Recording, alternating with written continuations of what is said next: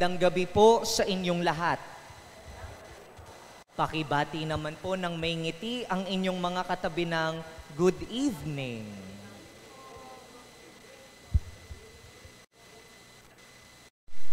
Alam niyo po, na-assign ako sa seminaryo sa Our Lady of Guadalupe Minor Seminary, August 6 last year.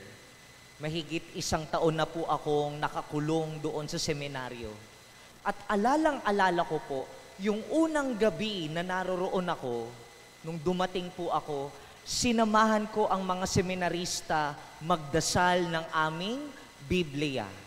At tandang-tanda ko rin po, sa unang araw, sa unang gabi ko po doon, mainit agad ang aking ulo. Tanong niyo po kung bakit. Kasi ba naman po, habang nagdarasal kami, papatapos na. Magbibigay na po ako ng aking final blessing sa mga bata. Doon pa lang nagdadatingan yung ibang mga seminarista. May isa pa nga po doon parang walang pakialam. Basang-basa ang buhok dahil kakaligo. Doon pa sa kapilya, nagsusuklay. Galit na galit po ang bagong Father Aldwin. Kaya nga po, bilang nakatatanda, bilang isang pari na mataas ang pinag-aralan, bilang isang pari na 13 years nag-training sa seminaryo, nagsalita po ko sa mga seminarista ko. Anong sabi ko? Dapat bukas wala nang malilate. Dapat bukas 5 minutes before the bell, nandito na kayong lahat. Dapat, lahat kayong seminarista ko, maaga dito sa seminar, dito sa ating chapel. Kung hindi, ang malilate, may parusa sa akin. Kasi tandang-tanda ko po noon, nung kami pa ang mga seminarista, kapag ikaw ang na-late, ikaw ang maghuhugas ng pinggan ng mga kasama mo. Kaya sabi ko, kung anong disiplina ang natanggap ko noon, dapat matanggap din ng mga seminaristang ito. At madalas, aminin natin mga kapatid, ganito rin tayo sa ating buhay, hindi ho ba? Na dahil tayo ang mas matanda, na dahil tayo ang mataas ang pinag-aralan, tayo ang nakatapos ng pag-aaral, na dahil tayo ang may malaking kita sa pamilya, tayo ang may karapatang magsabi kung ano ang dapat gawin ng iba. Hindi ho ba? Kung sino ang malaki ang naiaambag, kung sino ang matalino, mataas ang pinag-aralan, kung sino ang matanda, siya ang may karapatang sabihin kung ano ang dapat. Kasi nga naman, paano ka aabot dyan sa narating mong yan kung hindi ka magaling, hindi ka marunong, hindi ka matalino, kung hindi ka madiskarte?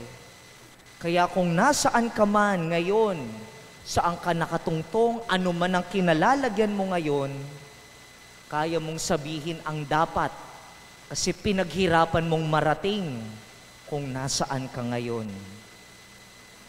Dapat kayo ang makinig sa akin kasi ako ang may alam, ako ang may magaling, ako ang marunong. Pero balikan natin yung ating ebanghelyo. Ano ang sabi ni Jesus sa kanyang mga alagad? Ama, pinasasalamatan kita. Bakit? Sapagkat inilihim mo, nag-secret ka, kanino? Sa mga marurunong.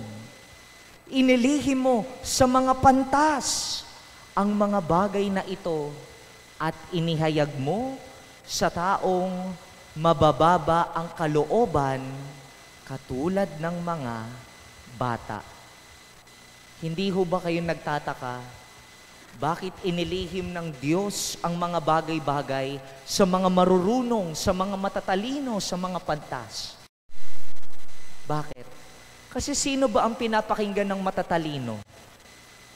Sino ang pinapakinggan ng mga magagaling? ang kanilang mga sarili. Kasi ang mga matatalino, marunong, may napatunayan na sa sarili nila eh. Kaya bakit ako makikinig sa iba na mangmang?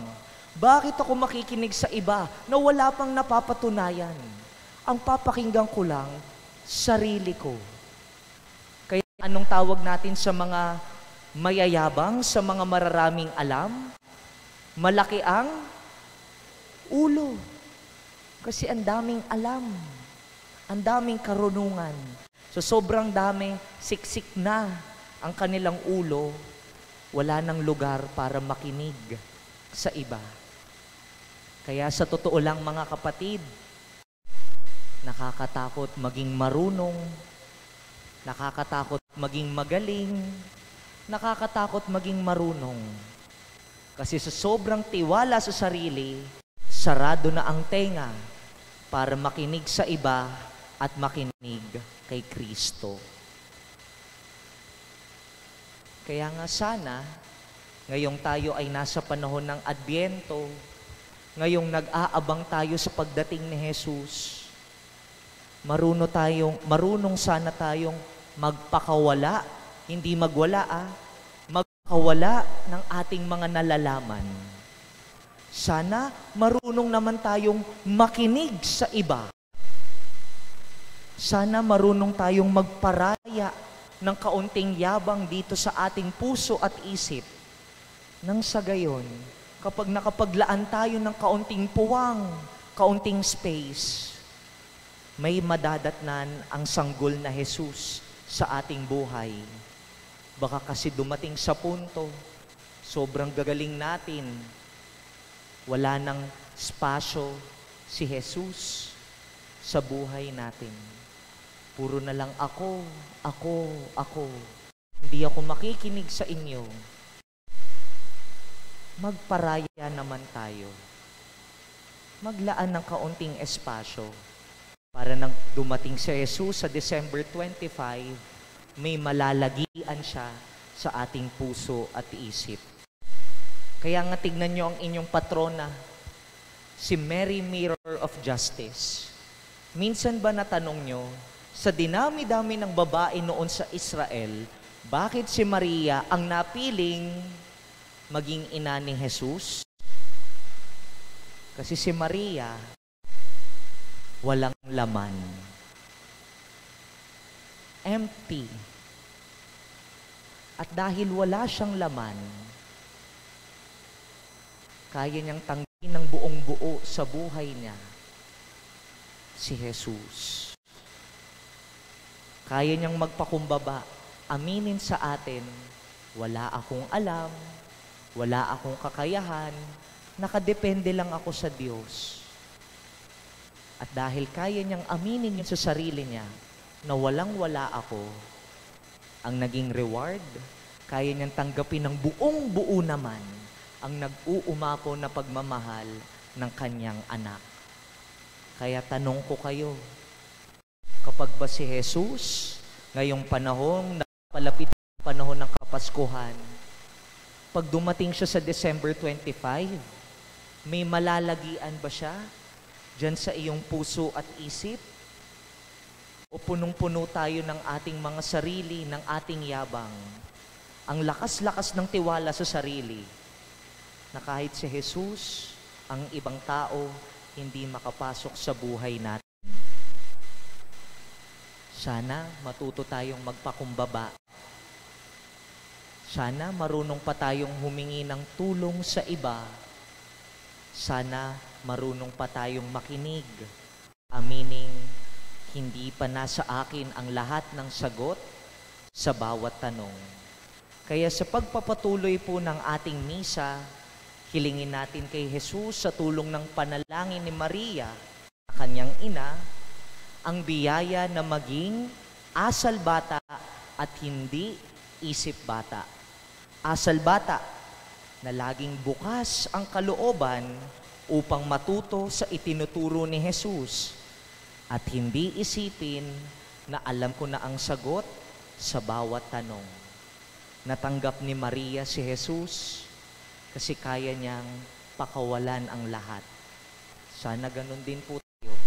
Kung gusto nating matanggap si Jesus sa buhay natin ngayong Kapaskuhan, marunong sana tayong magtiwala, magpakawala, nang sa gayon matanggap din natin ng buo siya sa ating buhay. Amen.